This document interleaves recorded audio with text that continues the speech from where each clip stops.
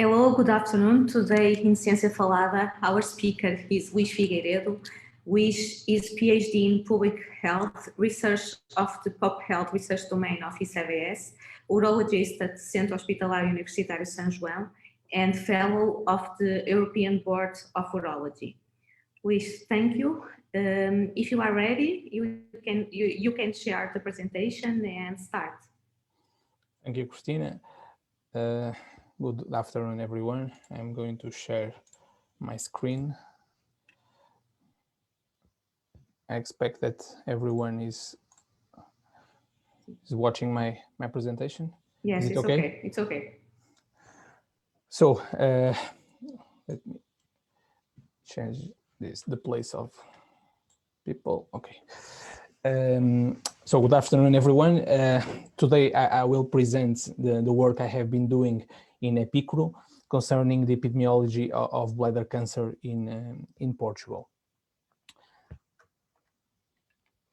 First, if you allow me, I would like to say some words about EPICURO, since I consider that these meetings are not only important for presenting the results of our research, but also to share with you what we are doing and our main goals in the near future in order to stimulate and increase the networking and of our research within the ICVS and the school.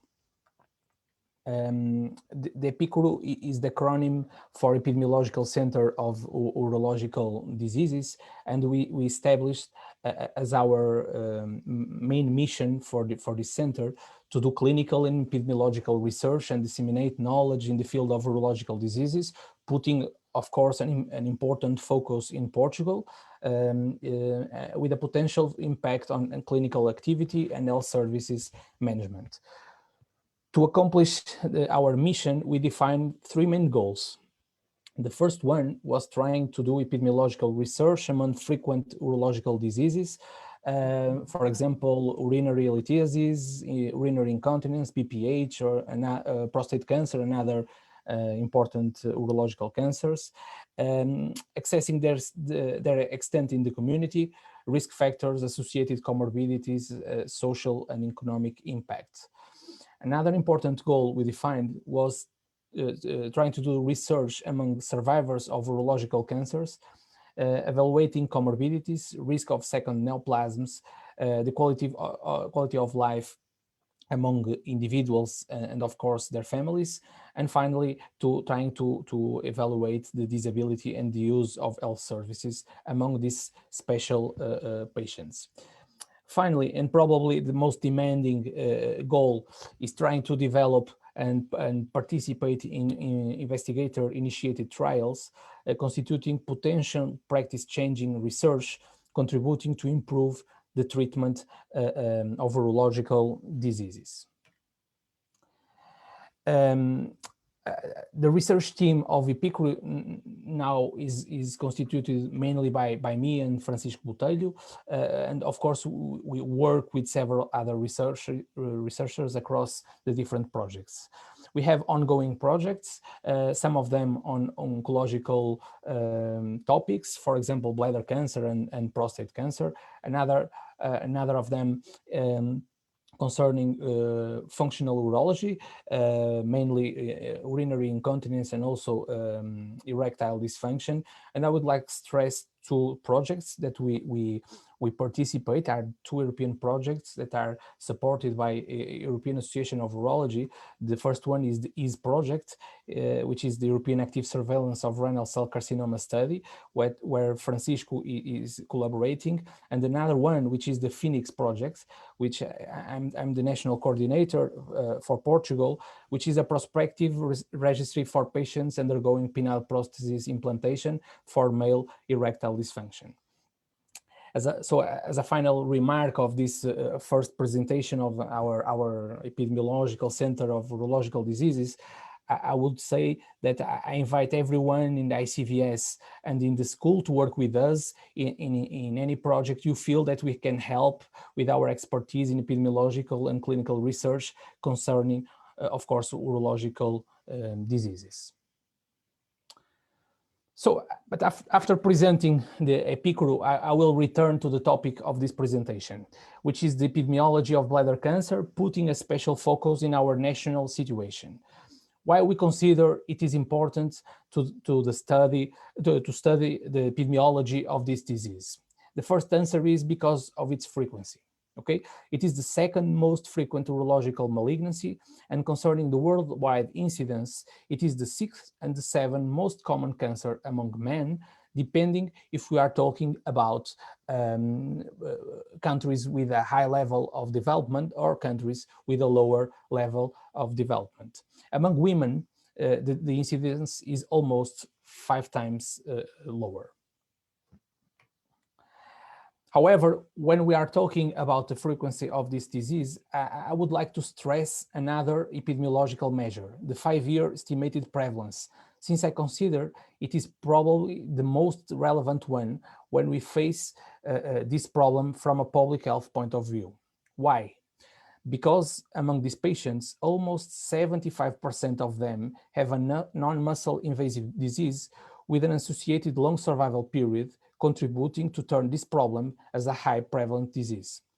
In fact, what these charts show, mainly for men, is that bladder cancer is the third and the fourth most prevalent cancer among men, again, depending if we are talking about high developed countries or low developed countries. Moreover, if I would like to stress that these rates underestimate the real prevalence of this disease, since almost 70% of bladder cancer patients survive more than 5 years after diagnosis. So why this data is a public health concern? Because follow-up needs of these patients are very demanding due to the need for regular surveillance cystoscopies that usually goes beyond 10 years of follow-up. I have here this chart to share with you, also to stress another 2 important topics concerning the epidemiology of bladder cancer. The first one is the worldwide differences of this disease comparing age-standardized incidence rates, since this disease is highly dependent of the age, showing that this disease is particularly frequent in South Europe, where Portugal belongs to. The second important topic is the observed huge gender differences, as you can see here in the chart, being the incidence 3 to 5 times more frequent among men. There are several explanations to this. One of them is that the higher prevalence of smoking is observed, there is a higher prevalence of smoking observed among men. And that could explain, since this is one of the main risk factors of this disease, can explain the higher frequency of disease among men. The other explanation is the higher exposure to occupational hazards, also among men. And finally, one of the most interesting possible explanations that open several research opportunities in the next years is the fact that several studies are showing that some bladder cancers are highly dependent of androgen and dihydrotestosterone receptors within the carcinogen process. As I previously mentioned, since the incidence of this disease is highly dependent of the age of the population, the demographic transition that we have been observing during the last decades, mainly as a consequence of an increase of life expectancy, results in expected huge increase of almost 80%, as you can see here, 80% of increase of the incidence that is expected to occur during the next 20 years. The previous numbers that I presented raises, of course, some public health concerns. Fortunately, within this disease, among the known risk factors, some of them are modifiable risk factors. For example, tobacco exposure and also occupational exposures, which means that we can interfere with them within our clinical practice, doing a correct patient counseling, but also at the population level, establishing public health policies, encouraging the decrease of exposure to the known risk factors. Since we are dealing with a frequent disease, it is important for us to know what is happening in Portugal. Of course, we think that we are dealing with a potential huge number of cancer survivors due to the long survival nature of this disease, which can pose a potential burden in our healthcare system. So we consider important to assess the trends of the frequency of bladder cancer in Portugal. Moreover, we consider that analyzing the nationwide evolution of this disease has a public health relevance which stands beyond its frequency. If you have the opportunity to estimate or to compute time trends for epidemiological indicators, is a useful surveillance tool to have insights from the population exposure to risk factors and the evolution of the disease prognosis. The latter is usually associated to some things that are very important. The organization of national health system, especially regarding patient accessibility, time accurate diagnosis, and of course treatment, correct treatment, the caseload of the centers, and use of evidence-based practice. Finally, assessing the nationwide data stratified by region and district could be also a useful contribution to better establish regional public health policies regarding risk factors and to improve the management of health systems. So within this study, we define it as our primary goal to study, to describe the trends in the evolution of incidence, mortality, and survival of bladder cancer in the Portuguese population. And the secondary aims to compare the evolution of bladder cancer epidemiological indicators in different geographical contexts, such as cancer registries, regions, and also districts. To compare, another important objective was to compare the evolution of Portuguese bladder cancer epidemiological indicators to other countries. How we gather the data to do this study. First, it was important for us to have nationwide data regarding cancer incidence. We used data from the 4 regional cancer registries that covered the entire country from 1997 to 2011. And also we gathered some data from the incidence for other countries using the GloboCan database that has an online platform which is called CI5+, when we can gather that information that will be important, as you will see in our analysis, to compare our results to other countries. Data on bladder cancer mortality was collected for the years between 1991 to 2018, obtained from the World Health Organization Cancer Mortality Database, and for some in some years that was missing data, we collected data from the National Institute of Statistics in Portugal. Data on the mortality of this pathology from other countries were also obtained from the World Health Organization Cancer Mortality Database. Data on bladder cancer survival was collected only in North region of Portugal. Why? Because the North region cancer registry was the only one that have published survival data, so it was the only one who could assess this specific epidemiological measure. We assessed this for 4 periods, which means that we assess 4 cohort of patients. The first of one was 2000-2001, and the last one was 2009-2010.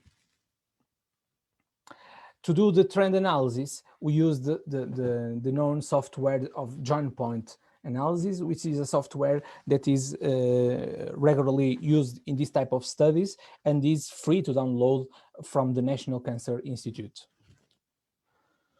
Here we have our results. So as you can see in the chart, the above chart, we have the crude incidence rate and the crude number of new cases. The red dots and red dashed lines are about men statistics, and the yellow ones are for women. What you can see here is that the crude numbers show an increase of the incidence, not only the incidence rate, but also the number of new cases, mainly among men.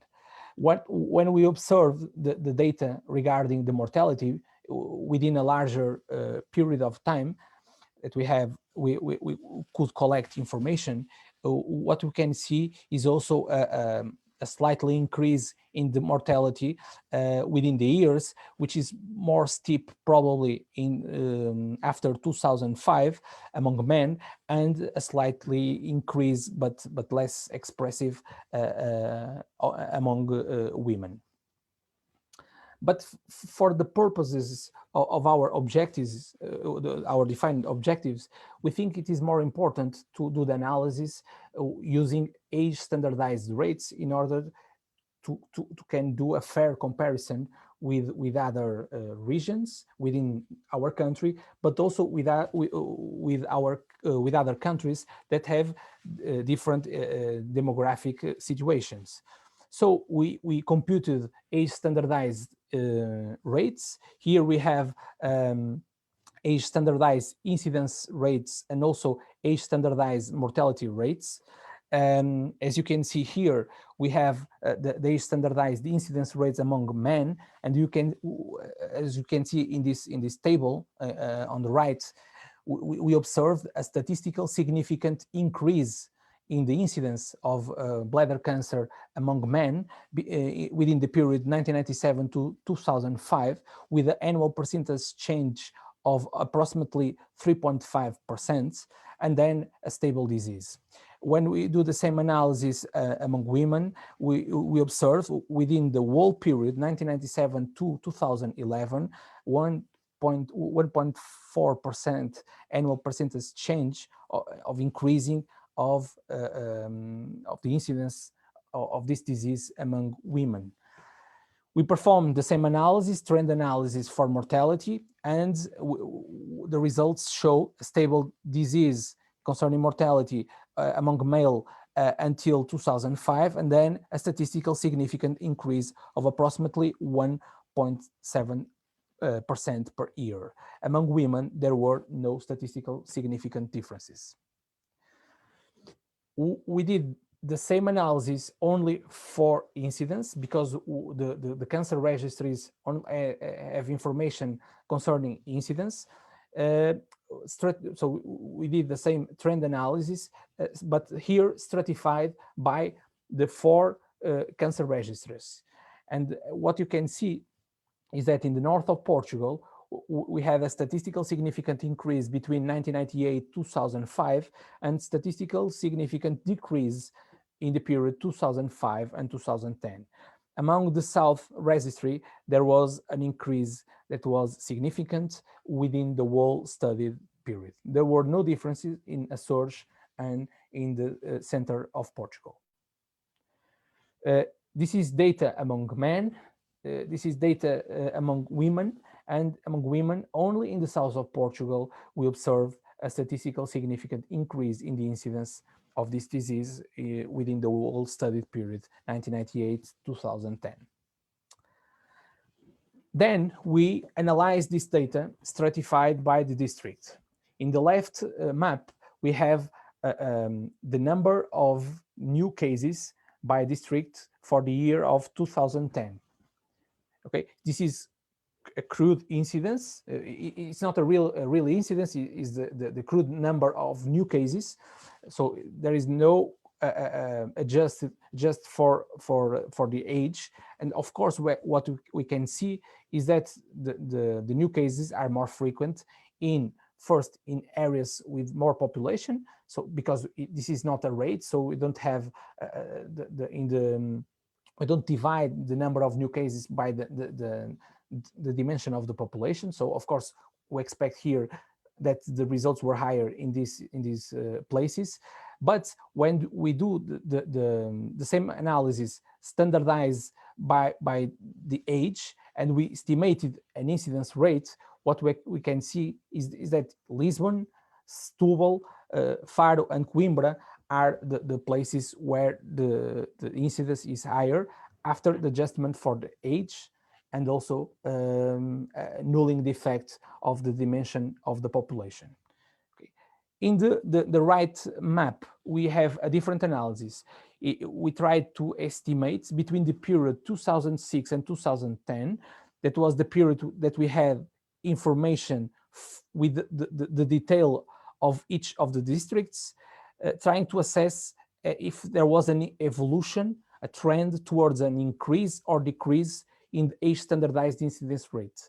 And what we observe is that in Viana do Castelo and Porto, there was a statistical significant decrease in the incidence rates, and Castelo Branco, there was a significant increase in the incidence rate. There were no difference in the other districts. We consider that it was important for us to compare our epidemiological situation to what is happening in countries that are similar to us, specifically when we are concerning the Human Development Index. So when we are consider countries that are similar to us in terms of development. And what we can see is that here is in the left chart, we have the annual percentage change of age standardized incidence rate for both genders. Almost every country is decreasing or as not statistically significant differences concerning this epidemiological measure.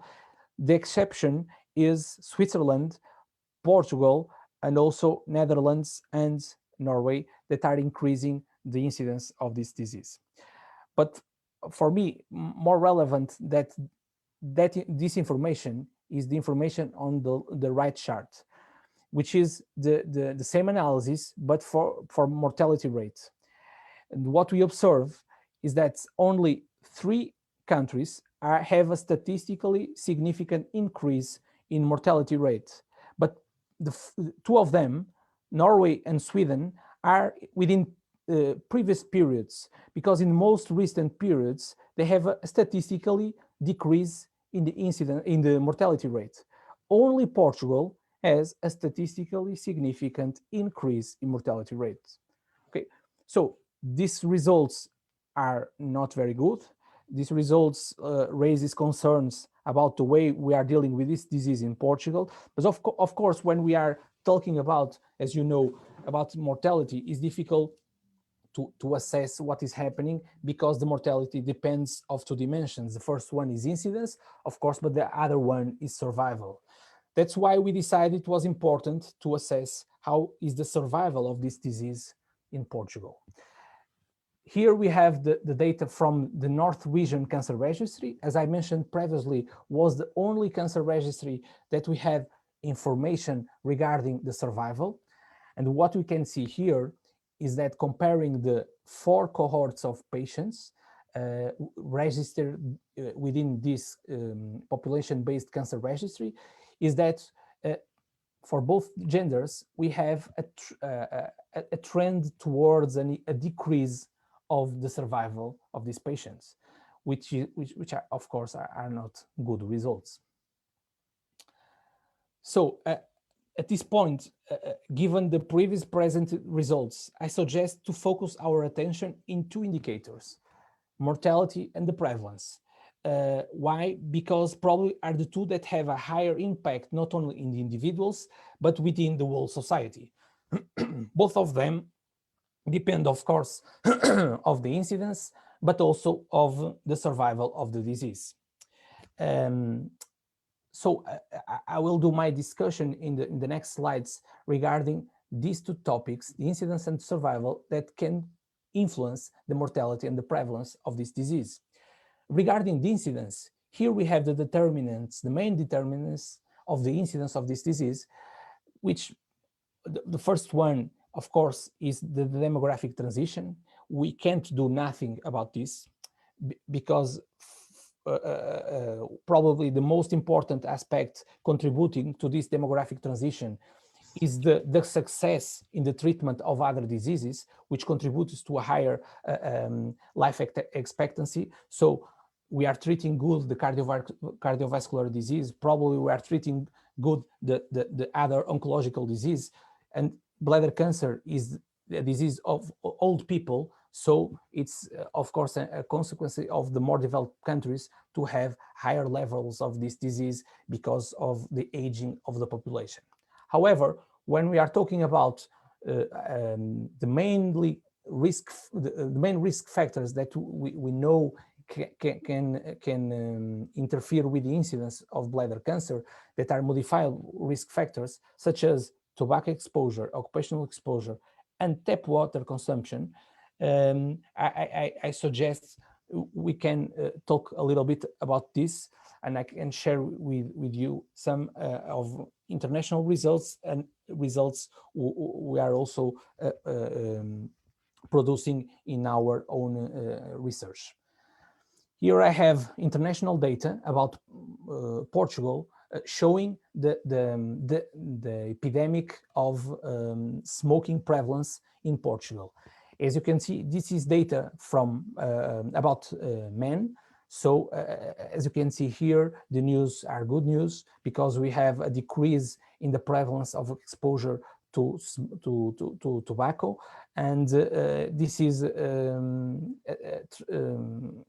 is true in all the ages that were evaluated in this study. So we expect that in the near future, probably the impact of smoking in the incidence of bladder cancer will decrease in Portugal. However, the news in the women are not so good. We are in the previous stages of this epidemic of this consumption of smoking consumption. Women are in some ages are still increasing the prevalence of exposure to tobacco. So we expect in the next decades to observe an increase in the incidence of bladder cancer due to this increase in the tobacco exposure. However, another important aspect I would like to stress, which probably is a newer risk factor that some groups have been working on it in the last decade and published some interesting papers about that, is the problem of exposure to Trialum tannus in drinking water. Drinking water disinfection, as you all know, is essential for public health protection against waterborne infections. However, disinfection byproducts are formed as an unintended consequence of water disinfection. These products form a complex mixture of hundreds of chemicals which virtually affect the entire population in developed countries.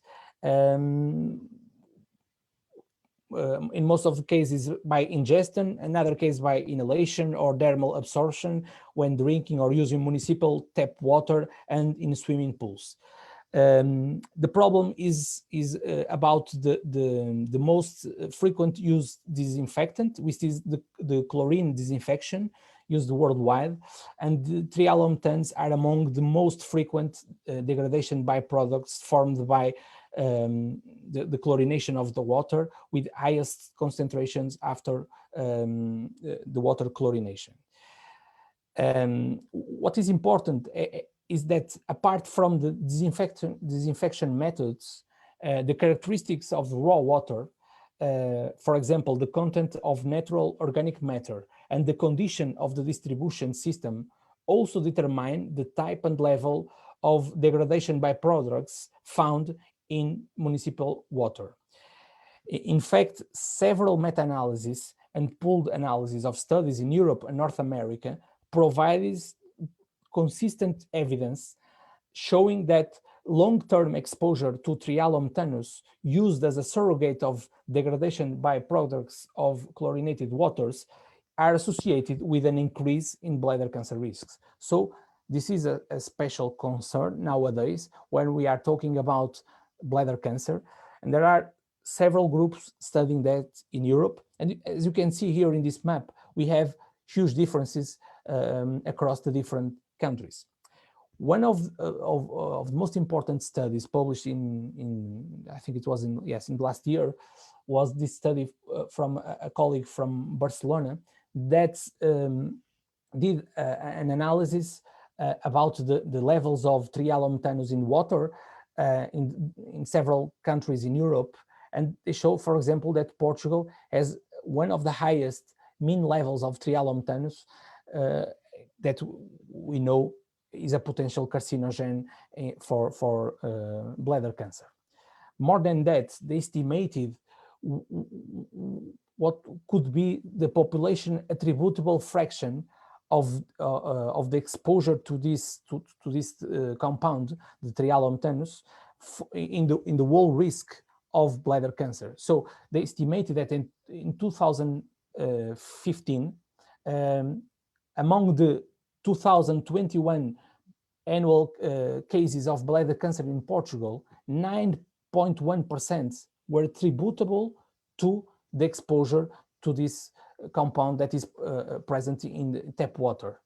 Okay, so it is an important number when we compare with other countries, and only we have above of us Romania, Spain, Ireland, Greece, and Cyprus. Okay, the other countries have a lower impact in all bladder cancer cases, a lower impact of this exposure to this degradation byproduct of chlorinated water.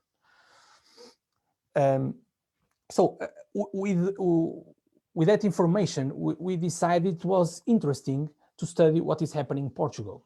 We are doing a work in collaboration with mathematics department here in the Minho University, trying to assess how is the distribution of the concentration of trialomtan levels in different regions of Portugal.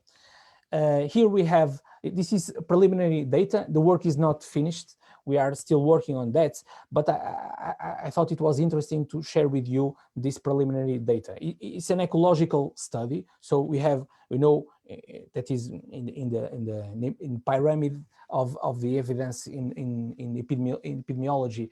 This is not a study that can produce a robust evidence, but it raises hypotheses that are important for further studies. And what we observe here is that the first aspect I want to stress, in some places there has a huge range in the levels of the maximum concentration of trialomtan within this year, the studied years, from 2011 to 2019, for example, in Vila Real.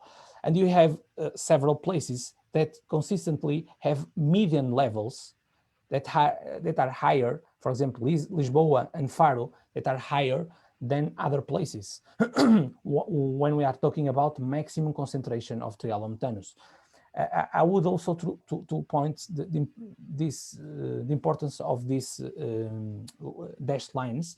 This one is the level that World Health Organization considers there is a 51% increased bladder cancer risk when the levels are above 50 micrograms per liter, and the other one, 25, we have a 35% increased risk of bladder cancer. So we have a lot of places here in Portugal that the maximum concentration observed levels are higher than those proposed reference values. We did the same analysis using the minimum concentration of trialomtans that were observed within the reports performed by this institution, is Entidade Reguladora dos Serviços de Água e Resíduos. And what we observed is that, again, Lisboa and Faro had higher levels of minimum concentration of trialomtan.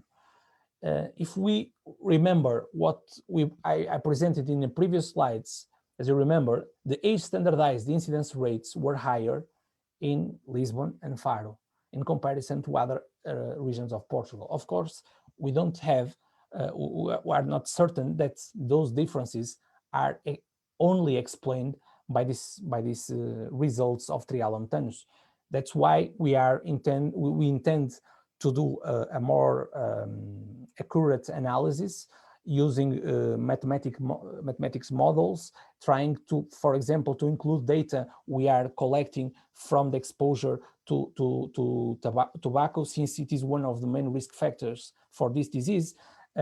But we expect to at the end of this study to have important data we can share to the public health stakeholders in order we can influence a change in the risk of these populations for the development of bladder cancer. But as I said, when we are concerned about mortality and prevalence, we should watch the problem of the incidence, but we should not neglect the problem of survival. Of course, the survival is highly dependent of an early diagnosis, which is justified by the way we can access to healthcare. We don't have data about that. We are asking ACSS if they can share with us the information about this. For example, the delay between the consultation request made by primary care physicians to the departments of urology in Portugal, trying to assess if in those areas where the delay is higher, the survival is lower, because this can be an explanation for the decrease we are observing in some areas in the north of Portugal, as I previously showed. But we are also concerned about the problem of the quality of the treatment. And of course, the treatment of bladder cancer is a complex treatment. We have several treatments, mainly in most of the patients. We do TURBT surgical treatments, which are surgical tumor resections, endoscopic surgical tumor resections. But this is, I would say, an easy procedure that every urology department can do with quality. The chemotherapy that patients with non-localized disease should do is also a chemotherapy that is used in several places. There are no concerns about that. So our major concern is with the major surgery that some patients should have when they have muscle invasive disease, which is the radical cystectomy. And why we are concerned about that? Because there are European recommendations for a minimum of caseload for each institution to do radical cystectomy, because there is data showing that when the numbers are lower than those proposed numbers, the outcomes are worse. Here we have the evolution of, is also preliminary data. We are awaiting data from until 2019 in order to do the paper and publish the results. But what you can see here is that the number of radical cystectomies is increasing in Portugal. But the most important aspect I would like to stress is that the expected minimum number proposed by European recommendations, that is 20 cystectomies by year. Only 1, 2, 3, 4, 5 hospitals perform more than 20 cystectomies per year, and the other ones perform less. And of course, we are concerned about this because we know that outcomes probably would be worse, and this, among other things, can interfere in a worse survival of these patients. And within this study, we try to assess if we can use any outcome to evaluate if those centers with a lower caseload had a worse performance. And we use as a proxy of the whole outcome of the success of the surgery, the hospital stay period. And what you can see here is that those hospitals with a higher caseload had a lower hospital stay period with statistically significant results. So in our country. So the things that were observed in other places, in other countries, it's also true in our country. So this is a strong information we should share with the stakeholders in order probably change the policies. For example, creating centers to differentiate this kind of patients to have better outcomes when they are doing this type of surgeries. So, as a conclusion, I would like to say that the epidemiological situation of bladder cancer in Portugal is not so good as we would like to be, and we are trying to identify some of the potential constraints within this public health problem in order to have the opportunity to provide accurate data to the national stakeholders, trying to positively influence health policies within these fields. Thank you very much for your attention. I'm of course available for any questions you consider important. Okay, thank you, Luís. We have a few minutes to questions, so I will open to discussion. Paula? Yes. Thank you, Luís. Great talk. I really enjoyed it. But I was a little bit confused with some of the risk factors and incidence, because you mentioned, I understood that the most important factors are age and gender, right? And then you talked about tobacco exposure, occupational exposure, and tap water consumption. And I think that these three risk factors would be common for both genders, is that right? So what could else be underlying the high incidence in men compared to women? Because as you mentioned, human exposure to tobacco is increasing. So tap water consumption is the most for both genders. I would say that women is also exposed to chemicals like their ink, the ink for the always exposed to ink and to these chemical products. So do you have any reason for that? I don't know. I would like to hear your thoughts on this. Some of the most important justification to those difference between male and female is the exposure to tobacco. You know, it's although it is increasing in women and in men, it's decreasing. If we look at the numbers, the prevalence of exposure to tobacco is much more higher nowadays in male in comparison with women. So this is the main explanation. However, there are some epidemiological studies that made an adjustment for the risk of developing bladder cancer, which was independent of the exposure to tobacco, and they showed that even in that situations, there was a higher increased risk of developing bladder cancer among men. And one of the explanations to that is the problem of the carcinogenesis process, that there are some papers saying that problem in some cases, bladder cancer is associated with the androgen receptor and also the dihydrotestosterone, which is of course an hormone that is with higher levels in male in comparison to female. And that is one of the main reasons. In fact, we are very interested in studying that. And for example, we submitted a proposal for a grant in FCT for a trial, trying to evaluate the effect of a drug that is used for BPH, for males with prostate enlargement, that is finasteride, which has some good results among men, that it can decrease the risk of recurrence of bladder cancer in those patients that have one cancer and they can recur over time if they use that type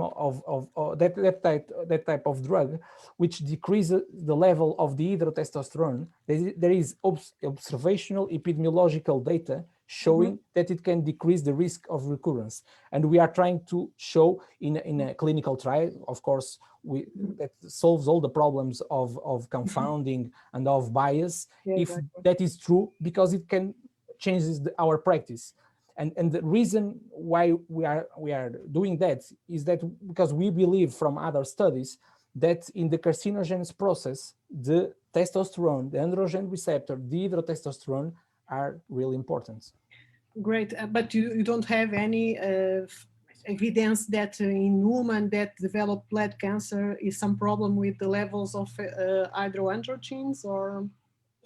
As far as I know, there is no influence. I wonder if in this epidemiological data that you mentioned on the north, that is quite complete, right? Yes. If you have anything that could be raised from why, or if some risk factor is more common in human when you compare with men, and if the outcomes are the same, I don't know. I'm just wondering if you know something about it. No, we don't have, we hope to have the detail of that information in the north and south of Portugal, but it's difficult to get that data. I don't know if even the entities that study that have a detailed information about that topics, but we are trying to find that information to complete our assessment, of course. Great, thank you. Luís, it's a really concern, the mortality increase in men since 2005, I think so. Yes. You presented some explanations for that, but what do you think we can do and you can propose to decrease that? It's not normal today, we're seeing the increase of mortality of a cancer disease. No, normally we see incidence increase, but not mortality. Okay. I think the answer to that question is a bit difficult, because the problem is complex. As I said, mortality depends of two things, depends of incidence and depends of survival. So if you assume that we have a stable incidence, that was what we observed in our study, that incidence among male is stable nowadays. If we observe an increase in mortality, probably what is happening is a decrease in survival. Okay, and we assessed in the north of Portugal data about the survival of these patients, and we observed that there was a slight decrease in the survival. And we suppose that the increase in mortality is explained by that fact that survival is decreasing. What are the main reasons for that? I expect the main reason is the access to healthcare. Within all urological cancers, bladder and probably the testicular cancer are those that are most sensitive to the time between the diagnosis and the treatment. Prostate cancer will have a lot of time to treat the patients, and there is no great problem in the survival of the patients. But when we are talking about bladder cancer, the time is very, very, very important. And that's why we are expecting to have data from ACSCS in order, if we can access if that is happening. And for example, this is not evidence data, but we know that with the pandemics, with the COVID-19 pandemics, we have a decrease in the number of patients that were made a request for urology consultations in our hospital for bladder cancer. And now we are receiving again those patients with bladder cancer, and they are reaching our department with a more advanced disease, and of course the prognosis of that patient will be worse. And we know that, for example, in Villarreal, the delay until the first urology consultation was about 4 years. If we have a patient with a bladder cancer and they wait 4 years for the surgery, we know what will happen. So for us, we think it's important to have that information in order we can influence the stakeholders and say that will not be, this should not be in this way, and we have to change it with policies that can save lives when we are talking about this disease. Do you believe that it's possible to have a problem with the quality of the surgery, for instance, the change of the laparoscopic surgery for the laparoscopic surgery, or you don't believe in that? I know it's a provocative question. Yeah. I belong to the group of the urologists of my department that is treating patients with bladder cancer. We are starting to do laparoscopic radical cystectomy. I'm doing that, but I know from the RCTs, from the clinical trials, that the oncological outcomes are the same. Only the function, even the functional outcomes are the same. Only the pain and the need for blood transfusions was different in the two groups, the open surgery and laparoscopic surgery. So I don't believe that the problem is a problem of open versus laparoscopic surgery. But I believe the problem is that from a surgeon that has an experience of one patient per year and a surgeon that has experience of 20 or 30 surgeries per year. That is, for me, the big problem. That's why we are trying to demonstrate that in Portugal, because we have politicians that have the duty to do policies that change that. And we know that it's a bit difficult because every hospital wants to do that, but again, it's the life of patients we are talking about, so we have to change it. Thank you. Any question? Yes? Yeah, I asked a controversial question in text. I asked, do you drink bottled water at home? No, I drink tap water. Yeah. So do I. Now, it's a very disturbing data from the ecological point of view.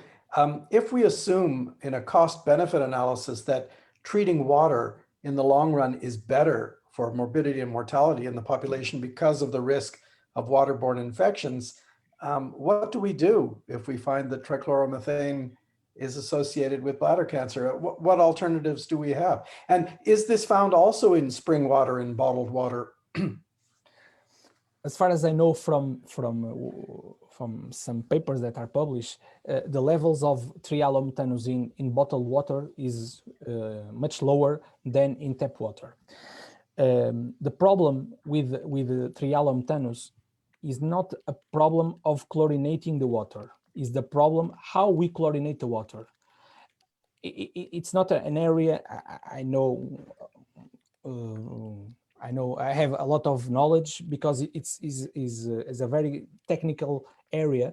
But what I could read in those papers is that if we have to do several times during the process of supplying the homes with the water, several times we have to rechlorinate the water, that is worse, and that contribute to a higher level of levels of triallomethanos. So what they argue is that if you can optimize the way we do that supplying of the homes with tap water, decreasing the need of rechlorinate the water, we can decrease the level of triallomethanos. So we don't have to stop chlorinating the water. We have to optimize the way we chlorinate the water.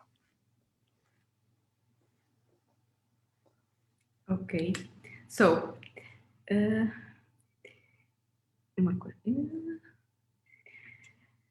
I think we can finish. Thank you, Luís. Thank you to all. Have a good week. Bye-bye. Thank you all.